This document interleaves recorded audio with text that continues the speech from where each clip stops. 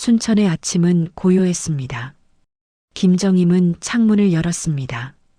찬 공기가 방 안으로 들어왔습니다. 70년을 살아온 몸이지만 아침마다 창문을 여는 일만큼은 게을리하지 않았습니다. 남편이 세상을 떠난 지 7년째였습니다. 혼자 사는 집은 늘 조용했습니다. 부엌으로 향했습니다.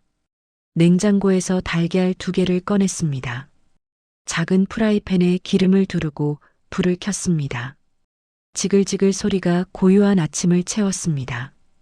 혼자 먹는 아침이었지만 정갈하게 차렸습니다. 그렇게 살아왔습니다. 휴대전화가 울렸습니다. 낯설지 않은 이름이었습니다. 지연, 딸이었습니다. 정임은 잠시 전화기를 바라보았습니다. 딸에게서 전화가 오는 일은 드물었습니다. 설이나 추석 같은 명절, 혹은 급한 일이 있을 때뿐이었습니다. 여보세요. 정임의 목소리는 조심스러웠습니다. 엄마, 나 지연이야. 응, 알아. 무슨 일이니? 엄마, 다음 주 토요일이 생신이시잖아요.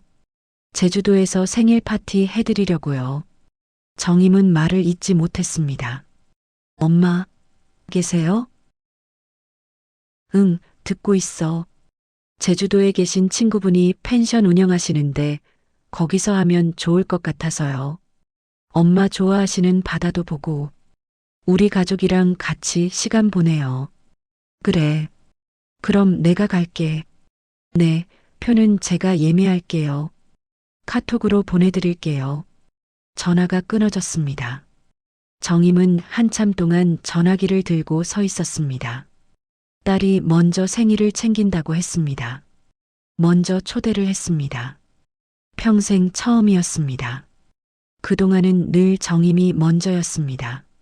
명절이면 먼저 연락하고 먼저 찾아갔습니다. 손주들 옷을 사서 보내고 반찬을 해서 택배로 붙였습니다. 전화를 걸면 엄마 지금 바빠라는 말을 자주 들었습니다. 그럴 때마다 그래, 바쁜데 미안해라고 답했습니다. 이번은 달랐습니다. 딸이 먼저였습니다. 정임은 안방으로 들어갔습니다. 오래된 옷장을 열었습니다. 한참을 뒤적이다가 연보라색 원피스를 꺼냈습니다. 10년도 더 된 옷이었습니다. 결혼식이나 특별한 날에만 입던 옷이었습니다. 다리 밑판을 폈습니다. 원피스를 펼쳐놓고 천천히 다림질을 했습니다. 주름이 펴지는 모습을 보며 생각했습니다. 이번엔 정말 가족에게 환영받는구나. 마음 한편이 따뜻해졌습니다. 다음 날 정임은 시장에 나갔습니다. 손주들 줄 선물을 골랐습니다. 초등학생 손녀에게는 예쁜 헤어핀 세트를, 중학생 손자에게는 운동화를 샀습니다. 자신을 위해서는 작은 향수 하나와 편한 신발을 샀습니다. 집으로 돌아와 선물을 포장했습니다. 정성스럽게 리본을 묶었습니다. 거울 앞에 섰습니다. 원피스를 입어보았습니다. 조금 헐렁했지만 괜찮았습니다. 창밖을 보았습니다. 구름 한 점 없는 하늘이었습니다. 정임은 작게 웃었습니다. 오랜만에 느끼는 설렘이었습니다. 가슴 한편에서 작은 희망이 자라고 있었습니다. 이번엔 나도 소중한 사람일까? 조심스러운 바람이었습니다. 하지만 그 바람은 70년을 살아온 노인에게는 무척이나 큰 것이었습니다. 비행기는 정확히 오후 2시에 제주공항에 도착했습니다. 김정임은 짐을 챙겨 게이트를 나섰습니다. 가방 하나와 손주들 선물이 든 보따리였습니다. 무겁지 않았지만 70세의 몸으로는 조금 버거웠습니다. 도착 로비는 사람들로 가득했습니다. 정임은 주변을 둘러보았습니다. 딸이 마중 나온다고 했습니다. 엄마, 공항에서 픽업해드릴게요라고 분명히 말했습니다. 그러나 지연은 보이지 않았습니다. 10분이 지났습니다. 정임은 휴대전화를 꺼냈습니다. 딸에게 전화를 걸었습니다. 신호음이 길게 울렸습니다. 받지 않았습니다. 다시 걸었습니다. 여전히 받지 않았습니다. 메시지를 보냈습니다. 지연아, 엄마 도착했어. 어디 있니? 읽음 표시가 떴습니다. 답장은 오지 않았습니다. 20분이 더 지났습니다. 주변에서는 가족들이 서로를 반기고 있었습니다. 손자를 안아 올리는 할머니, 딸의 손을 꼭 잡는 아버지. 웃음소리가 가득한 로비였습니다. 정임은 벤치에 앉았습니다. 가방을 내려놓았습니다. 발이 아팠습니다. 새로 산 신발이 조금 작았던 모양이었습니다. 휴대전화를 다시 확인했습니다. 메시지는 여전히 읽기만 된 상태였습니다. 문득 인스타그램 아이콘이 눈에 들어왔습니다. 딸이 가르쳐준 앱이었습니다. 엄마, 여기 들어오면 제 사진 볼 수 있어요 라고 했었습니다. 정임은 앱을 열었습니다. 딸의 계정을 찾았습니다. 가장 최근 게시물이 보였습니다. 제주 바다였습니다. 파란 하늘 아래 웃고 있는 딸과 친구들이었습니다. 5명의 여자들이 손을 맞잡고 있었습니다. 밝은 표정이었습니다. 사진 아래 글이 적혀 있었습니다. 해시태그 여자들끼리 여행, 해시태그 힐링 중, 해시태그 제주살이, 해시태그 우정여행. 업로드 시간은 2시간 전이었습니다. 정임은 화면을 멍하니 바라보았습니다. 손이 떨렸습니다. 전화를 다시 걸었습니다. 이번에는 받았습니다. 엄마, 지연아, 엄마 지금 공항이야. 네, 공항에 도착했는데 너 안 보여서. 잠시 침묵이 흘렀습니다. 엄마, 잠깐만요. 수화기 너머로 웅성거리는 소리가 들렸습니다. 누군가와 이야기하는 듯 했습니다. 엄마, 죄송해요. 제가 날짜를 착각했어요. 날짜를? 네, 다음 주 토요일인 줄 알았는데 제가 잘못 봤나 봐요. 정임은 입술을 깨물었습니다. 그럼 지금은 제가 친구들이랑 좀 약속이 있어서요. 미리 잡혀있던 일정이라. 인스타그램 봤어. 제주 바다에서 찍은 사진. 엄마, 그게 언제부터 계획한 거니? 1달 전쯤이요. 정임은 말을 잇지 못했습니다. 엄마, 정말 미안해요. 제가 실수한 거예요.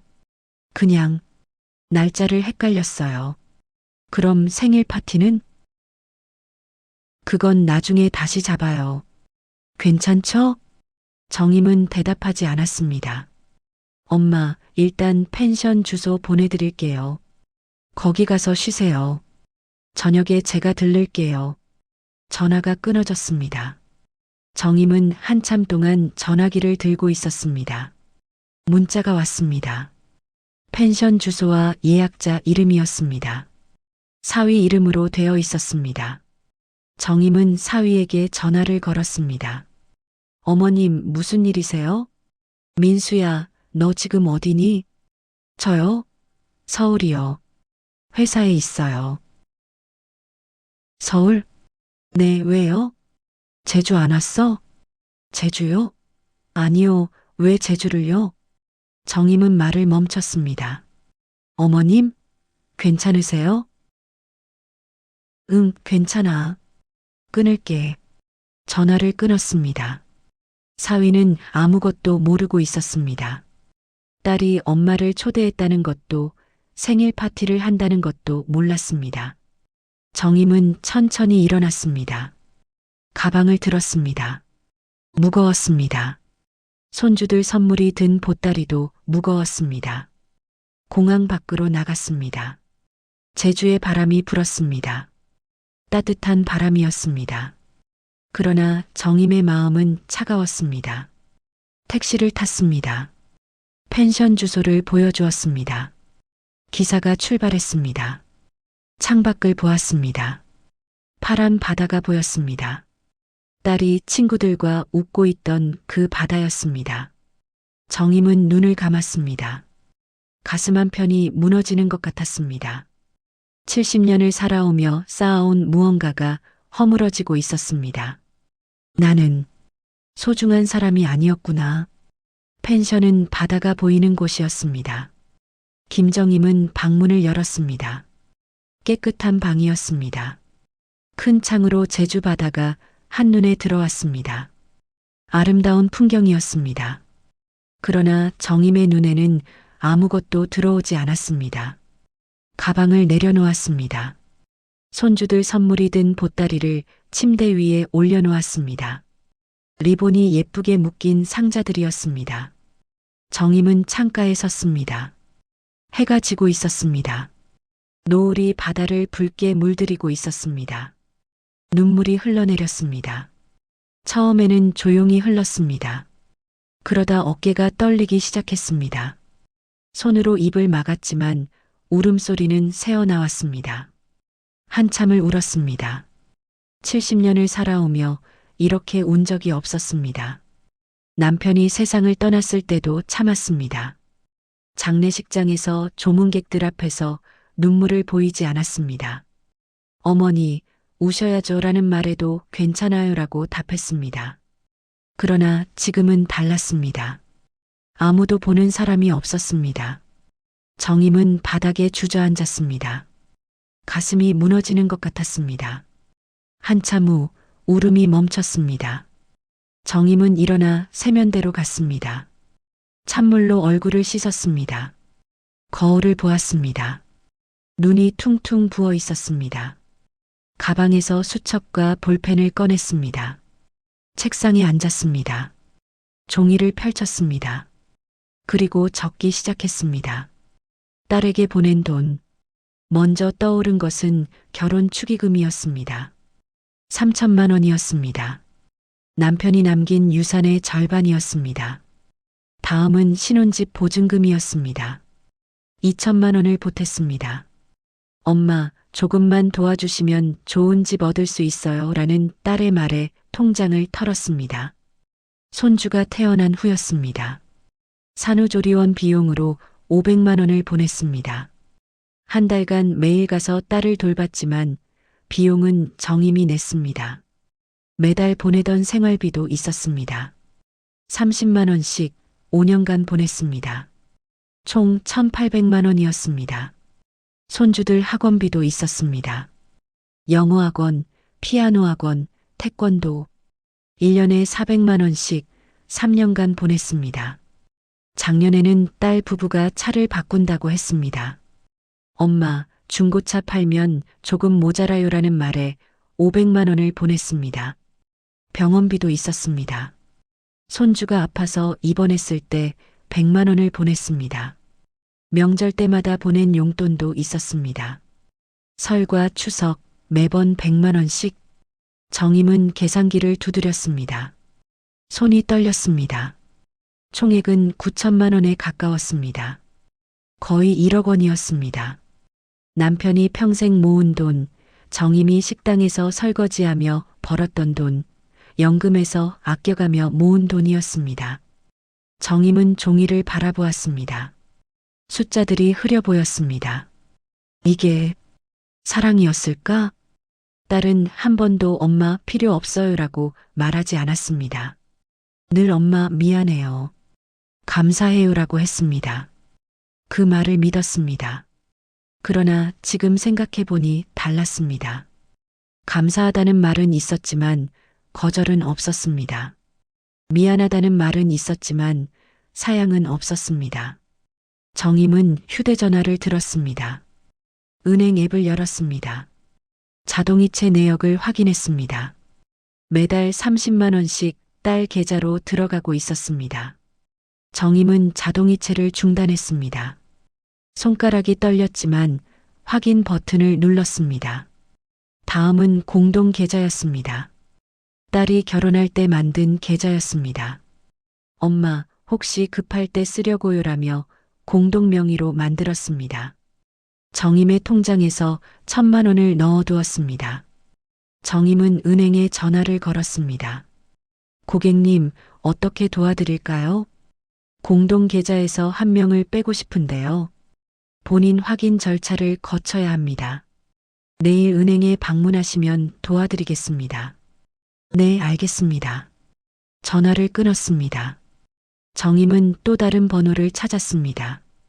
변호사 사무실이었습니다. 유언장을 작성할 때 도움을 받았던 곳이었습니다. 네, 법무법인 정직입니다. 저 유언장을 수정하고 싶은데요. 네, 가능합니다. 언제 방문하실 수 있으세요? 다음 주에 가겠습니다. 알겠습니다. 예약 도와드리겠습니다. 전화를 끊었습니다. 정임은 창밖을 보았습니다. 어두워진 바다가 보였습니다. 가슴은 여전히 아팠습니다. 그러나 무언가가 달라지고 있었습니다. 무너진 것 같던 마음 한편에서 작은 결심이 자라나고 있었습니다. 이제는 내 인생을 살아야겠구나. 70년을 타인을 위해 살았습니다. 남편을 위해, 자식을 위해, 손주를 위해 살았습니다. 이제는 달라야 했습니다. 정임은 수첩을 덮었습니다. 숫자들이 적힌 종이를 접어 가방 속에 넣었습니다. 그리고 침대에 누웠습니다. 눈을 감았습니다. 내일은 딸을 만나야 했습니다. 무슨 말을 해야 할지는 몰랐습니다. 그러나 한 가지는 확실했습니다. 더 이상 참지 않을 것이었습니다. 더 이상 먼저 사과하지 않을 것이었습니다. 정임은 작게 숨을 내쉬었습니다. 긴 밤이 시작되고 있었습니다. 아침 8시 전화가 울렸습니다. 김정임은 눈을 떴습니다. 낯선 천장이었습니다. 펜션 방이었습니다. 제주의 아침 햇살이 창문으로 들어오고 있었습니다. 전화는 계속 울렸습니다. 화면을 보았습니다. 지연이었습니다. 정임은 전화를 받았습니다. 여보세요. 엄마, 왜 자동이체를 끊으신 거예요? 딸의 목소리는 날카로웠습니다. 끊었어. 왜요? 갑자기 왜 그러세요? 이제는 안 보내려고. 무슨 소리예요? 엄마, 우리 그 돈으로 생활비 쓰는 거 아세요? 갑자기 이러시면 저희 어떡해요? 정임은 침대에 앉았습니다. 지연아. 네. 나는 내 엄마야. 내 은행이 아니야. 침묵이 흘렀습니다. 엄마, 지금 무슨 말씀을 하시는 거예요? 어제 공항에서 기다렸어. 내가 오지 않았지. 인스타그램에서 봤어. 친구들이랑 웃고 있더라. 그건 제가 설명했잖아요. 날짜를 착각한 거라고요. 한 달 전부터 계획했다고 했잖아. 그건 민수는 아무것도 몰랐어. 내가 제주에 오는 것도 생일 파티도. 딸은 대답하지 않았습니다. 정임은 말을 이었습니다. 지난 20년 동안 내가 얼마를 보냈는지 계산해 봤어. 거의 1억이더라. 엄마, 그게 무슨. 한 번도 거절한 적 없지? 늘 고맙다고만 했어. 미안하다고만 했어. 저희가 감사하니까 그렇게 말씀드린 거잖아요. 딸의 목소리가 높아졌습니다. 엄마, 지금 돈 때문에 이러시는 거예요? 그럼 그동안 주신 거 다 계산해서 돌려드릴까요? 그런 게 아니야. 그럼 뭔데요? 갑자기 왜 이러세요? 저희 힘든 거 아시잖아요. 애들 학원비에, 집 대출에. 그건 내가 해결할 일이야. 엄마. 정임은 눈을 감았습니다. 지연아, 난 내가 힘들 때 도와주고 싶었어. 그게 엄마니까. 그런데 목소리가 떨렸습니다. 그런데 너한테는 내가 엄마가 아니라 그냥 돈을 주는 사람이었구나. 엄마, 그게 무슨 말씀이세요? 내 생일도 잊어버리고 친구들이랑 여행 가고 남편한테도 말 안 하고 나는 그냥 필요할 때만 찾는 사람이었어. 엄마, 저 진짜 날짜 착각한 거예요. 왜 자꾸 그렇게 말씀하세요? 딸의 목소리에 눈물이 섞여 있었습니다. 그러나 정임은 더 이상 흔들리지 않았습니다. 착각이든 뭐든 이제는 달라질 거야. 자동이체는 끊었어. 공동 계좌도 정리할 거야. 엄마, 유언장도 수정할 생각이야. 뭐라고요? 다음 주에 변호사 만나기로 했어. 침묵이 흘렀습니다. 엄마, 진짜 이러실 거예요? 우리가 그렇게까지 미웠어요? 미운 게 아니야. 나를 지키려는 거야. 무슨, 지연아, 이제는 내 인생을 살고 싶어. 나도 사람이야. 존중받고 싶어. 정임은 전화를 끊었습니다. 손이 떨렸습니다. 가슴이 두근거렸습니다. 죄책감이 밀려올 줄 알았습니다. 그러나 오지 않았습니다. 대신 다른 감정이 찾아왔습니다. 해방감이었습니다. 정임은 침대에서 일어났습니다. 세면대로 가서 얼굴을 씻었습니다. 거울을 보았습니다. 여전히 눈은 부어 있었지만 표정이 달라져 있었습니다. 짐을 쌌습니다. 손주들 선물은 보따리 그대로 두었습니다. 나중에 택배로 보낼 생각이었습니다. 아니, 보내지 않을 수도 있었습니다. 펜션을 나왔습니다. 택시를 타고 공항으로 향했습니다. 서울행 비행기를 탔습니다.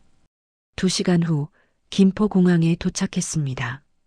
집으로 가지 않았습니다. 대신 한강으로 갔습니다. 이른 봄이었습니다. 바람은 여전히 차가웠지만 햇살은 따뜻했습니다. 정임은 한강변을 걸었습니다. 사람들이 운동을 하고 자전거를 타고 개를 산책시키고 있었습니다. 벤치에 앉았습니다. 강물을 바라보았습니다. 오늘이 생일이었습니다. 70세가 되었습니다. 혼자였습니다. 그러나 외롭지 않았습니다. 정임은 휴대전화를 꺼냈습니다. 사진을 찍었습니다. 한강을 배경으로 셀카를 찍었습니다. 처음 해보는 일이었습니다. 몇 번 실패했지만 결국 괜찮은 사진이 나왔습니다. 인스타그램을 열었습니다. 사진을 올렸습니다. 글을 적었습니다.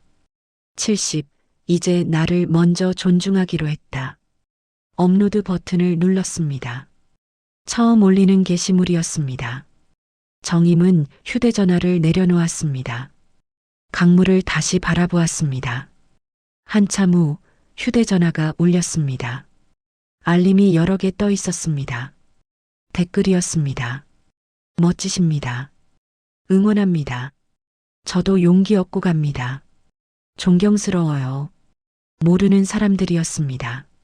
그러나 그들의 말은 진심이었습니다. 정임은 댓글을 하나하나 읽었습니다. 가슴이 따뜻해졌습니다. 70년을 살면서 이렇게 많은 사람들에게 응원받은 적이 없었습니다. 정임은 작게 웃었습니다. 그리고 답장을 달기 시작했습니다. 감사합니다. 덕분에 힘이 나네요. 우리 모두 힘내요. 해가 지고 있었습니다. 노을이 한강을 물들이고 있었습니다. 정임은 벤치에서 일어났습니다. 집으로 가야 할 시간이었습니다. 그러나 이제는 두렵지 않았습니다. 새로운 시작이었습니다. 정임은 천천히 걸었습니다. 봄바람이 불었습니다. 차가웠지만 상쾌했습니다. 한 달이 지났습니다. 김정임은 순천집에서 조용한 일상을 보내고 있었습니다. 아침마다 창문을 열고 혼자 식사를 하고 한강 사진에 달린 댓글들을 읽었습니다. 여전히 응원의 말들이 올라오고 있었습니다. 딸에게서는 연락이 없었습니다. 정임도 먼저 연락하지 않았습니다. 어느 날 전화가 왔습니다. 화면을 보았습니다. 소연이었습니다. 조카딸이었습니다. 정임의 남동생 딸이었습니다. 이모, 저 소연이에요. 소연아, 오랜만이다. 네, 이모. 요즘 어떻게 지내세요? 응, 그냥 지내. 이모, 시간 되시면 서울 올라오실 수 있어요? 제가 밥 한번 사드리고 싶어서요. 정임은 잠시 망설였습니다. 무슨 일 있니? 아니요, 그냥. 이모 보고 싶어서요. 목소리가 따뜻했습니다. 그래, 그럼 올라갈게. 진짜요? 좋아요. 다음 주 토요일 어때요? 응, 좋아. 전화를 끊었습니다. 정임은 달력을 보았습니다. 다음 주 토요일에 동그라미를 그렸습니다. 토요일이 되었습니다.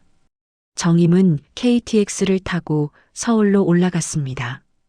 약속 장소는 홍대 근처 작은 한식당이었습니다. 소연이 먼저 와 있었습니다.